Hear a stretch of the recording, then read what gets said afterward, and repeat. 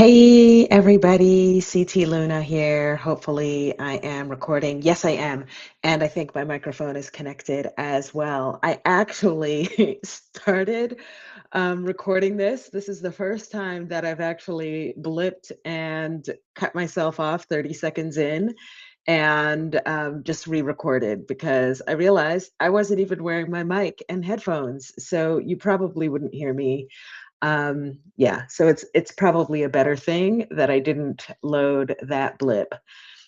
Anyway, CT Luna here. Welcome to the Audio Lab. Throughout the month of July, I'm running a little experiment. I know so many of you love to listen to your books, and since I'm getting ready to eventually record and publish the official audiobook for Brown Beyond Borders, Emerging into Golden Multidimensionality, I wanted to practice it out loud with you all first. So every single day this month, I'm pulling up a chair, reading a few pages of my memoir right here.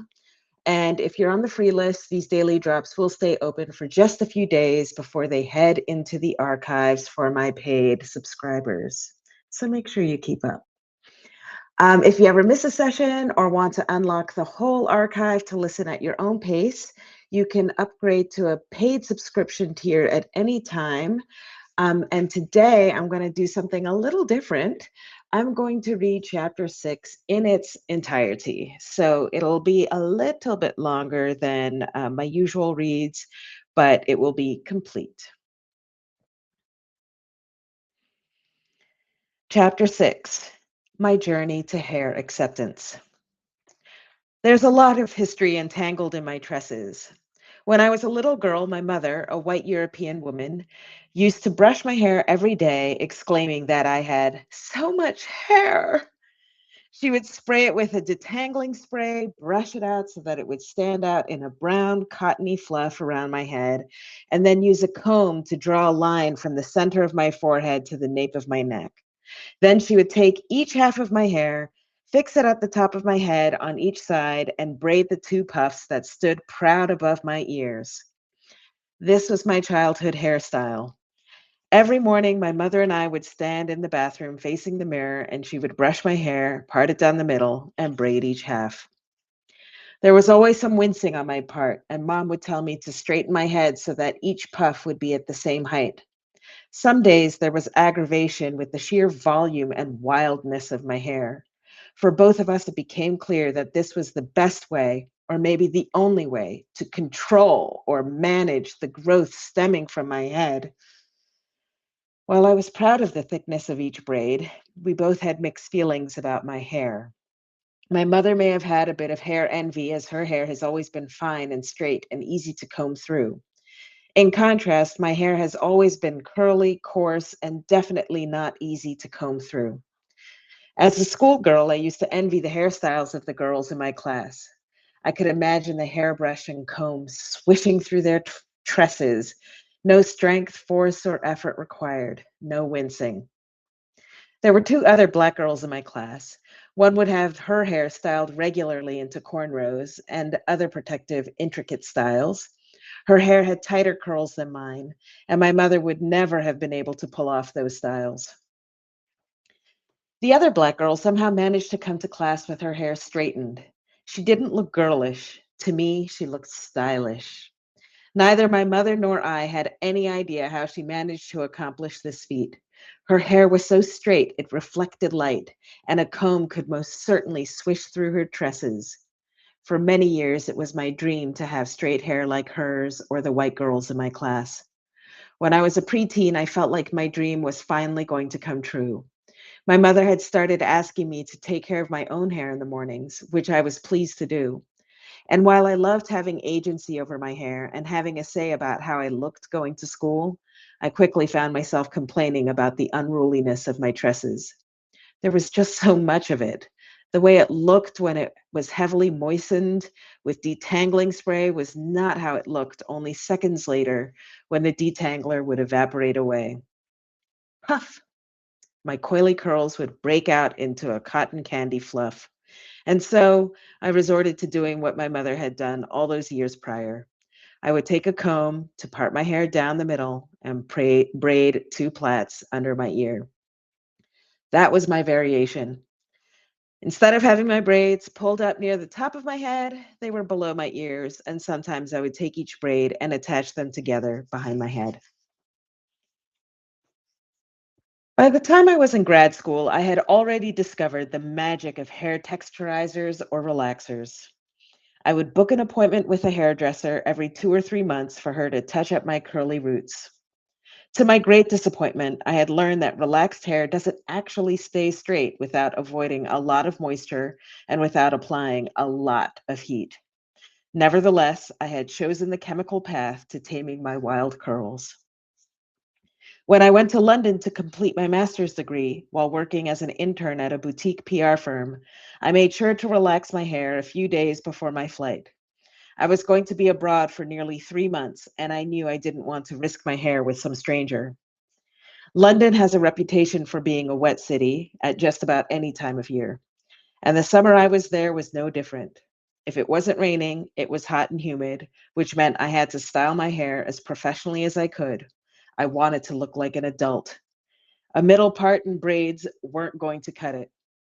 By this time, my styling repertoire had expanded to include a hair dryer with a brush or a comb attachment, and then I would twist my hair into a knot at the nape of my neck. Last, I would shellac my hair down with generous amounts of hair gel. The look would hold up for most of the day, but if there was enough humidity in the air, or if I would get caught in the rain, the curls somehow muscled their way out of my twist and gel stronghold. By this time, I was resigned to my fate. I knew my hair would never be straight, and I just had to accept that. Of course, it didn't mean I would stop chemically treating my hair. It just meant I was prepared to live with a low grade disappointment that the comb swish would never really authentically be mine. The PR boutique where I worked was a few steps away from Tottenham Court Road. There was a team of about 30 people there, and I was the only intern working there that summer, and the only person of color working in a communications role. There was a young black man who served as IT support. The CEO was a blonde woman in her 40s. She wore stiletto heels, and her hair was styled in bouncy Barbie comb swish curls. One day she made an entrance. She appeared in the office with a head full of shiny blonde corkscrew curls, and the mostly female staff cooed, exclaiming how lovely and delightful she looked. I had no idea you had curly hair. Don't get used to it, she retorted. I'll be getting it straightened before tonight's gala. Oh, but it looks so lovely, another team member lamented. Thanks. I'm laughing at my own English accent. Sorry. Terrible English accent. Thanks, but I can't show up at a public event looking like this, she said, pointing at her head dismissively. I'm a CEO. I'd never be taken seriously with curly hair. They had their conversation right in front of me, and I was stunned. Of course, as a fellow curly girl, I knew exactly what she meant, but I was surprised to hear that comment coming from her. First, she was a CEO. She had spent years proving her worth, and she had made it to the top. And still, she felt that her curly hair was keeping her from being taken seriously. A recent study conducted more than 20 years after this incident would confirm her perception that, quote, a bias against curly haired white women appears to exist in the workplace, end quote. She was a white European woman. If she felt she needed to mask her natural curls to climb up the professional ladder, what did that mean for millions of women with Afro textured natural hair? The CEO's curls anecdote highlights the insidious ways in which societal and corporate expectations can erode our self confidence and self esteem. To women of color and immigrants, there is a pressure to assimilate, often to fit white and Western beauty standards. These norms are so ingrained that we frequently resort to sacrificing our individuality by embracing a narrow definition of professionalism, ultimately feeling othered and less than. Hair bias, disguised as professional standards, isn't just an American phenomenon. It's a global issue woven into the very fabric of our societies. From the subtle microaggressions to the blatant discrimination, the message is clear. Curly hair and natural Afro textured hair are not professional. Research by scholars across the United States shows that Black women with natural hairstyles are deemed less professional and competent than their counterparts with straightened hair or white women with curly or straight hair. Dr. Ashley Shelby Rosette, PhD, a management professor and senior associate dean at Duke University's Fuqua School of Business, defines natural hair as as quote, the form in which one's hair grows from one's head. For Black women, it's often woolly to the sight and soft to the touch and grows outward, not downward. End quote. Rosette, who collaborated on a study with Dr. Christy Zhu Koval, PhD, published in a 2021 study that found, quote, Black women with natural hairstyles received lower scores on professionalism and competence and were not recommended as frequently for interviews compared with three other types of candidates, Black women with straightened hair and white women with curly or straight hair, end quote. In a LinkedIn Live broadcast published to YouTube, Rosette elaborates, quote, we argue that because whites have been the dominant social category in Western society, that there's an implicit assumption that the standard professional appearance in many work environments is based on the physical appearance of whites. And for women, including Black women, that means straight hair, end quote. To underline this point, an article published several years earlier in The Guardian, a British daily print and online publication, spotlighted how the world's leading search engine is also reflecting this bias against Afro-textured natural hair. Quote, searching for the professional images offered pictures of coiffed white women. Often the hairstyles themselves were not vastly different, only the hair type and the wearer's skin, end quote. This pervasive bias isn't just an aesthetic preference, it has real world consequences. It impacts our hiring opportunities, sense of belonging, and overall well being. It's time we challenge these outdated and discriminatory notions of professionalism and embrace the beauty and diversity of natural hair. We must create inclusive workplaces where all employees, regardless of their race, ethnicity, or hair texture, feel valued and empowered to be their authentic selves. As Rosette aptly states, quote, our work supports the notion that a bias may exist towards natural hair. That is, hair discrimination is really a thing, end quote. My personal struggle with conforming to white beauty standards by chemically straightening my hair is not unique. Countless Black and Brown women with textured hair have faced similar pressures in professional settings. But a groundbreaking piece of legislation known as the Crown Act is challenging these outdated norms and paving the way for greater inclusivity in the workplace.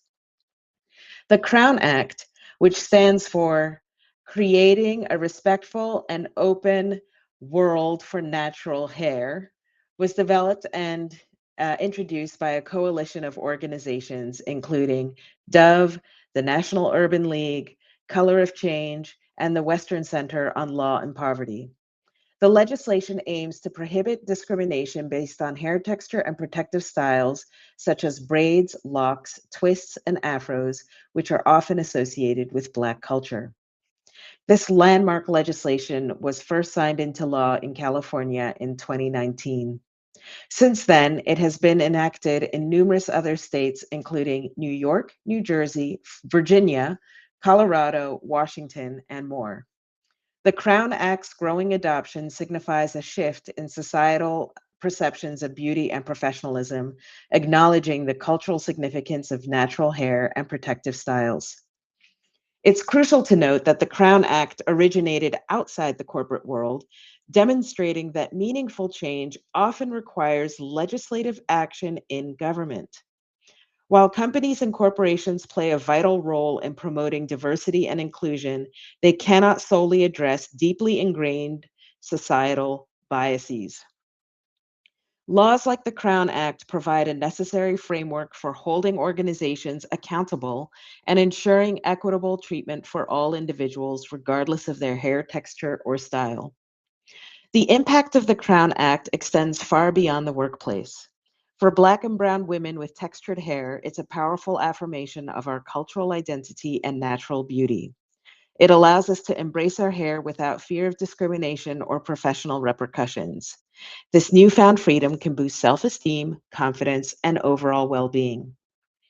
The Crown Act has broader implications for American society, challenging Eurocentric beauty standards and promoting a more inclusive definition of professionalism. By recognizing and valuing diverse hairstyles, hair textures, and styles, the legislation contributes to a more equitable and accepting society for all.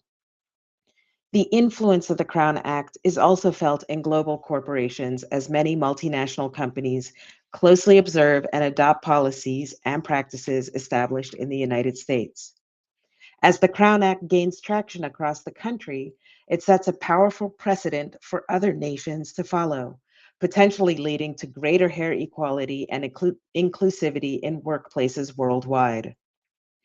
The Crown Act is a significant step towards dismantling discriminatory practices and fostering a more inclusive and equitable society.